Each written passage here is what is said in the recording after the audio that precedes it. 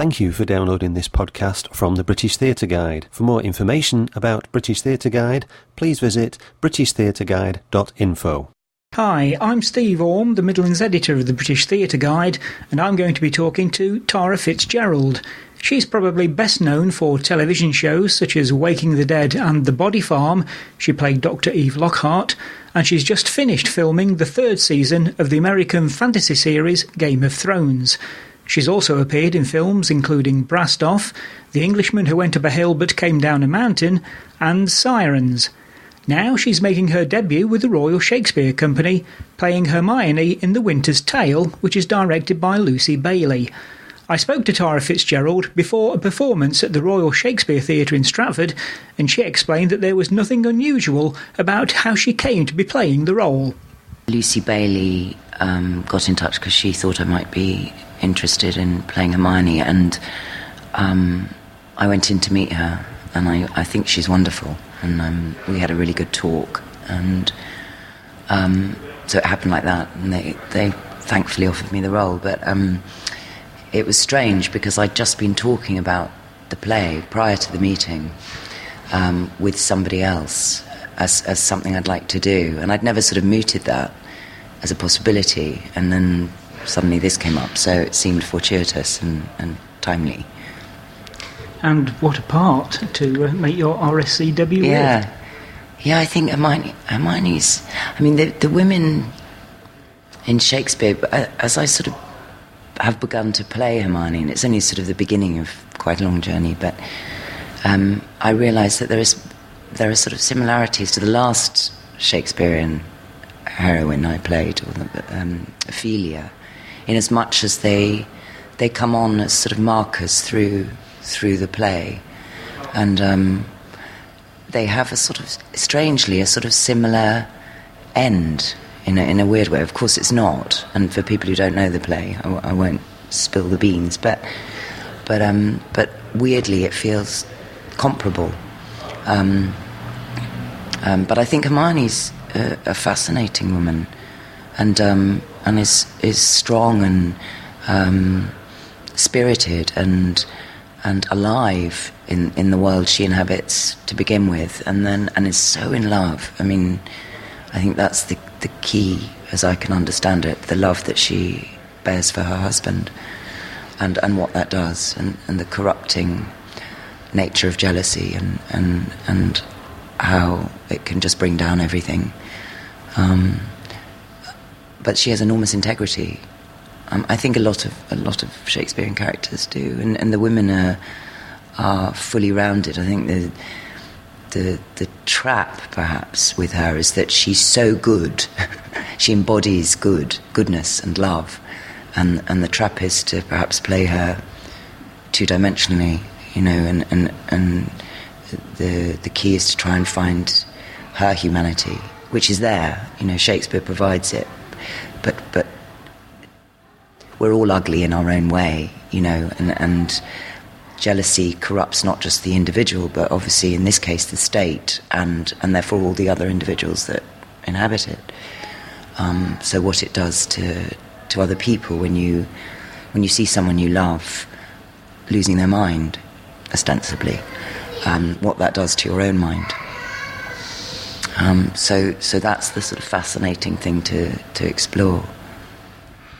Yeah, some actors say that they haven't really made it until they've performed with the RSC. Do you have that view?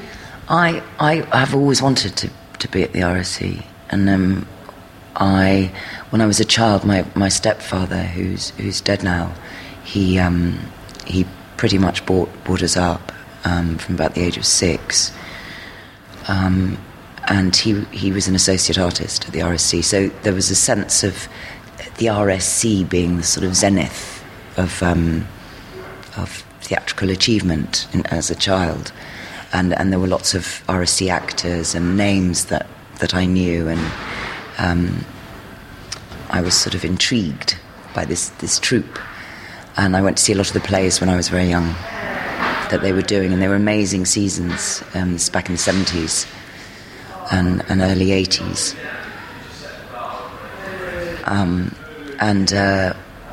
So I always had it as a thing.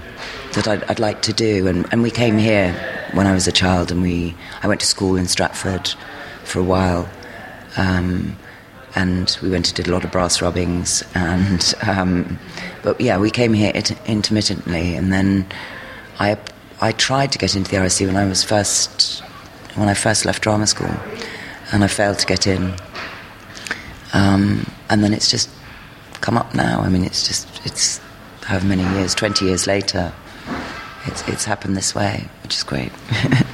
So how have you found the RSC compared with other theatrical companies? Well, I've only done West End and tours. I haven't done anything at the National, which I figure is the sort of closest in comparison in terms of being a sort of behemoth of theatre. But this is incredible because it has the resources here are wonderful. You have things available to you that you wouldn't normally have if you want to go and do some research. There are libraries here that you can go to if you want to. If you've got a problem with your back, there's someone you can see who's a specialist. And the voice department is fantastic. Sis Berry's still here, so we've had classes with her. Michael's wonderful. It's a little bit like being on a sort of campus in some ways. And the town backs that up because it's so Shakespeare focused. So I've really enjoyed it. I'm really enjoying it. You mentioned Lucy Bailey, who's directing. What's she like to work with? She's great. She's it's a very free. I mean, the rehearsal process is long. It's 7 weeks, and I've never had that experience before. Usually, I've had only 3 or 4 weeks. So that in itself is a new challenge. But she has a way of working that's very freeing. She brings the company together in a very particular way. So you all get to know each other, sort of, to begin with, free of the text, just to explore certain things. But it means that you feel very connected to everybody on the stage. And she doesn't sort of advocate that hierarchy of sort of actors. It's very much a sort of democratic approach. Everybody's important. So that adds to the sense of fullness on the stage and sort of danger, and you know that wherever you look you're going to receive something, and that makes it much easier, you know. So I really enjoyed it. It's and even now she lets it be yours, you know. She trusts her actors, and she lets you play, which is so important, and that's the way you discover things, and so it's been really interesting to watch her with other actors and to see people sort of suddenly bring out things that perhaps they hadn't. I know for myself, things I might have sort of intellectually considered or not intellectually considered, suddenly appearing because you're receiving something from somebody or a situation has been set up that helps you explore something in a different way. So I've really enjoyed it. I think she's very clever. She's very anarchic. She's very sparky, and she's not afraid of she's not afraid of actors. She's not afraid of trying things. It's exciting. Now, I read that you said that actors always approach Shakespeare differently, and there's a kind of reverence about him. And I think you said at one point that you felt daunted by that. Do you still feel that way? Yeah, I do. I mean, there's this lineage, you know, that goes back hundreds of years, and there are these sort of seminal performances that hover like ghosts in the back of your mind. So it is daunting. You want to also hold up a tradition, and you also want to try and put your own stamp on it, without just doing that for the hell of it, you know, without being sort of controversial, just to make a mark, you know, to let things happen, you know, really, truly, and to trust that you will do that, that it's possible to do that. I don't. It's sort of strange as an actor because you don't really know ever what your impact is on. In a way, it's to the audience to say, "This is what I got from your performance." In a way, I can only try and do things.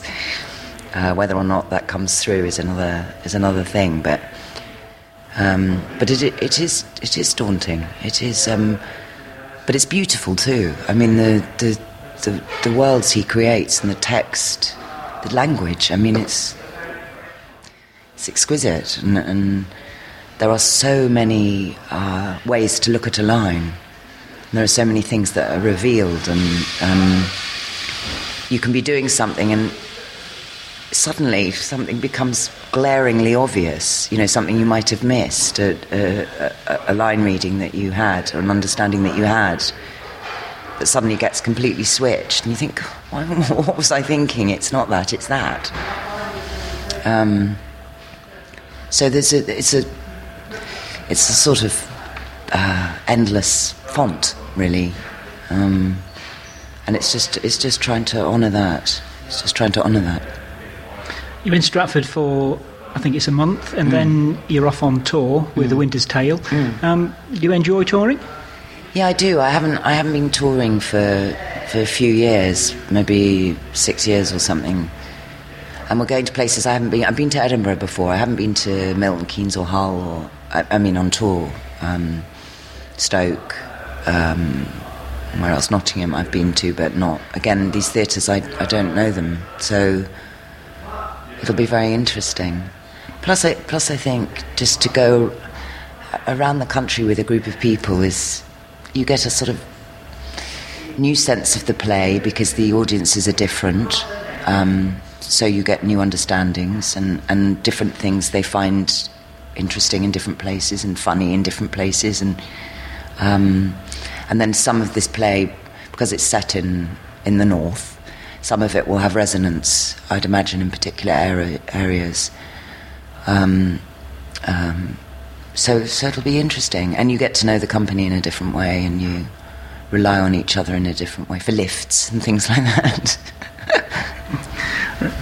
Now, we know you from films, television. You played Dr Eve Lockhart in Waking the Dead and the Body Farm, and you've done Game of Thrones for HBO. Yeah. So are you just as comfortable doing films and television as theatre, or do you have a particular preference? It changes. I seem to have done quite a bit of theatre the last couple of years, and I feel that's kind of a good thing to do.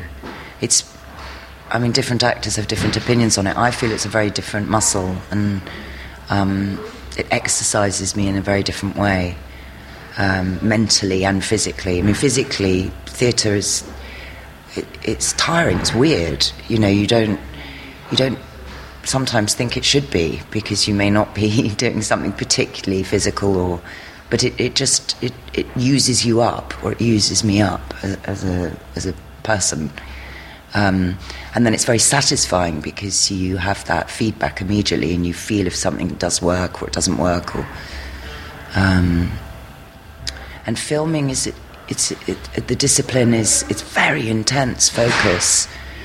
For these very sort of intermittent periods of time, and you have to keep getting back to the same point. Whereas obviously on a play, you just go on this journey. So I suppose in theatre you get that release. You get a sort of resolution. Whereas filming, it's a different thing. I get nervous in both. I get nervous for both. And I enjoy them both, but I think theatre's like the blood, Yeah. So, what have you got lined up after the tour of Winter's Tale? Nothing. I don't know what. It's often like that with me. I quite like it. It's quite nerve-wracking, but I quite like it. Not being sure about what I'm doing next.